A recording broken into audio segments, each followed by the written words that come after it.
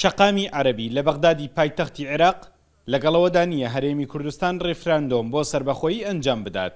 هاوڵاتی و چالاکوان و ڕۆژنامەنووسان لێرە ترسیان لەوە هەیە کە ڕێفراندۆمەکەی هەرێم پشێوی و شەڕ و کوشتاری لێ بکەوێتەوە.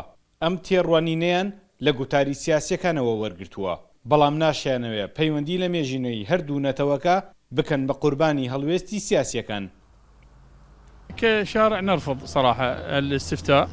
ڕاشکاوانە دەڵێم ئێمە وەک شەقام ڕێفراندۆمەکە ڕەت دەکەینەوە، چونکە لە ئێستادا وڵات بە ناخۆشیدا تێدەپەڕێت. هیوادارم هیچ نەبێت لە کاتی ئێستادا ئەو بابەتە دوا بخرێت. نحن ضد الاستفتاء جملة وتفصيلا. ئێمە بە تەواوی دژی ڕێفراندۆمین، چونکە نامانەوێت عێراق دابەش بکرێت. من هاوسەرەکەم کووردە، دەمەوێت ئەو پێکەوە ژیانەمان هەردمێنێتەوە. ترسمان لەوەیە ئەنجامەکەی ئەرێنی نەبێت بۆ عێراق. نظرنا إلى الاستفتاء وما بعد الاستفتاء هناك نتائج غير إيجابية على الواقع العراقي. تێڕوانینی شەقام لە عێراقدا دژ بە کورد نییە لە بەدەستهێنانی مافەکانیدا. ئەوان جێگیری و پێکەوەنانی کیانی سربەخۆ بە مافی کوردستانیەکان ئەزانن، بەڵام بۆ ئەم کاتە نایەنەوێت بەڵێ بۆ ڕێفراندۆمەکەی هەرێم دەربڕن. بە قسەی خۆیان هێشتا وڵات هەڕەشەی تیرۆری لەسرە و کردنەوەی دەرگای ناکۆکیێکی تر لە ئارامی بە دووریان دەخاتەوە. هل الاستفتاء هو الوقت المناسب؟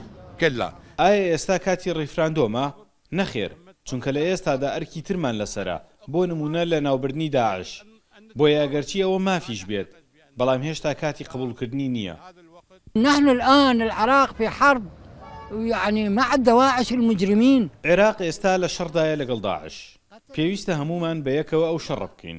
ئێمە دەزانین کورد مافی خۆی هەیە، هیوادارین بە گفتوگۆ کێشەکان چارەسەر بکرێن.